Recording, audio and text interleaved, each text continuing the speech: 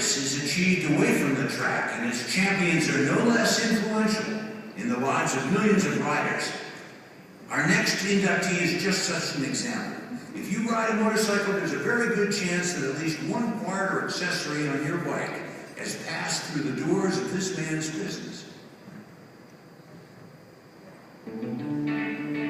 Fred Fox founded Parts Unlimited Distributing in 1967 to distribute motorcycle parts and accessories to dealers. Today, his umbrella company, Lamont Corporation, is the largest aftermarket motorcycle, snowmobile, all-terrain vehicle, and personal watercraft accessory distributor in the world.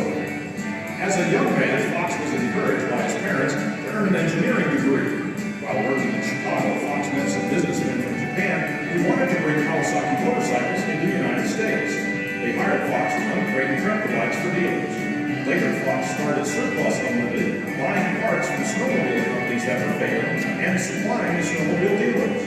Fox eventually changed the name of the company to Parts Unlimited and branched into making parts and accessories for the power sports industry. Today, the company has a worldwide network that includes 12,000 dealers in the United States alone. Fred Fox is a very smart, hard-working guy who really loves motorcycling and is an extremely sharp businessman who at the same time really appreciates his friends and the people in the families that work.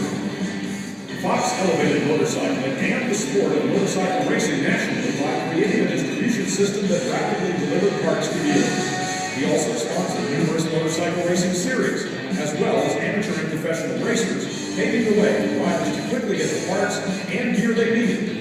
In so doing, Fred Fox made a significant impact on the sport and business of motorcycling.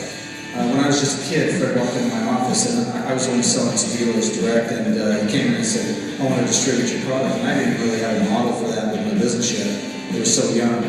And I didn't know who Fred was, to be honest with you. He was busy racing, doing our thing.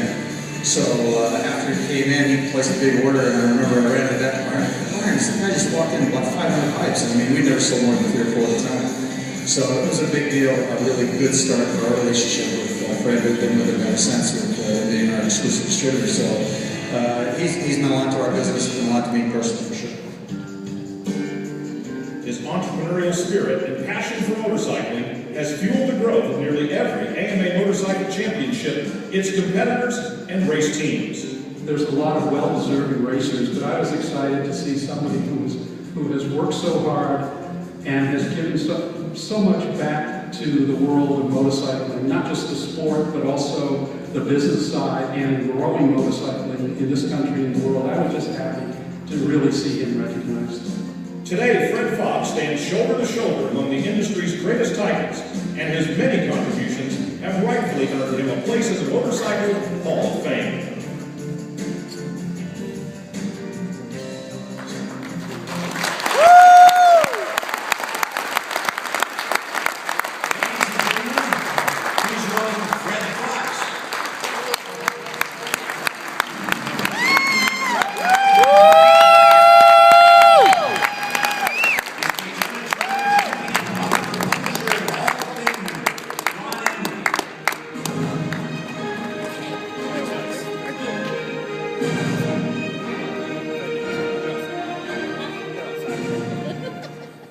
Fred Fox, in recognition of your tremendous drive, determination, your far-sighted business acumen, it is truly my honor to induct you into the Motorcycle Hall of Fame, sir.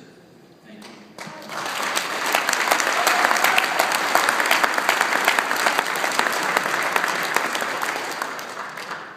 Well, it's a great honor to be here tonight and see so many old friends. It was almost like a class reunion.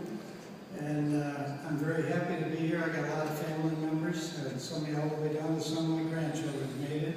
Everybody tried to surprise me, but I kind of guessed what was happening.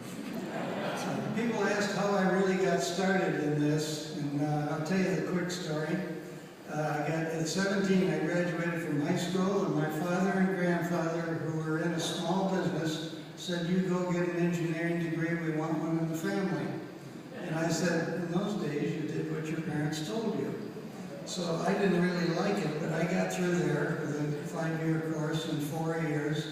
And I came out, and the first thing I did is work in the factory, driving a little press brake some other things. And then I started manufacturing a half-cab lumber truck, and I improved the trailers they haul Chevrolet cars out of Janesville with, so they carry 5 cars instead of 3, and I built horse trailers and some boring things. And then one day I went to a die shop and I saw a small go-kart that came from California. And I looked at it and said, "Can I borrow that thing?" Took it home, and I went to my father and said, "Is it okay if I start manufacturing these things?" And he said, "Heck no, we're not in the toy business." Well, he went on a hunting trip, so I went to my grandfather. And I said, "Okay if I start making these things?" And he said, "Sure." So within a couple of years, we were competing worldwide. We won several world championships. And we were the first guys with chrome moly chassis, and I'm the first person ever to put a molded plastic seat into a race car that they're still doing today. I did it in 1961.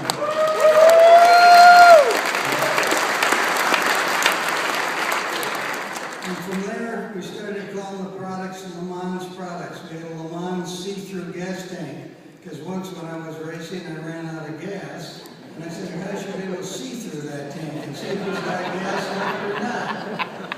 So anyhow, lessons help you. And we had Le Mans foot pedals and some others. So the parent company is still Le Mans. One day I was in Chicago seeing a dealer, and 2 Japanese guys were there. And in those days, it wasn't that long after World War II, and we didn't see many Japanese in the Midwest. They did on the West Coast and so on. And I said, "What are those guys doing here?" And he said, "Well, you know about that new Honda Fed. These guys are from Kawasaki." And he said, "They don't know how to distribute." He said, "The darn things come 2 in a box. We'd have to put them together."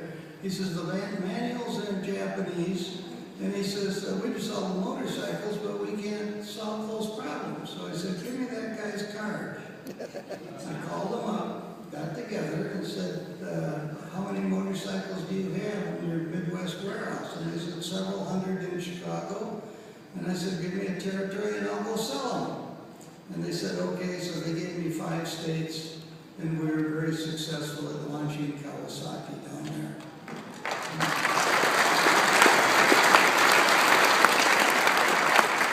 One of the first ones I had an Omega badge on one side and a Kawasaki badge on the other, and I wish I would have saved it, but I didn't. I switched the badge out on it. So anyhow, that got us into the business, and then when we got into the distribution business, we became the Parts Unlimited, which you saw in the video, and we're now 1,200 people strong.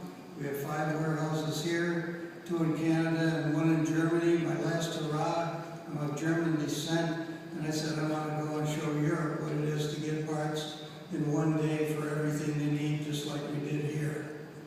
And I'm still enjoying working every day. I still go in early and come out late, and the employees all do the hard stuff. I just do taking the credit and those little easy things, you know. But I'm going to continue to do it as long as I'm able, because I'm still enjoying it, and I enjoy the people in the industry, and I enjoy everything that happens here.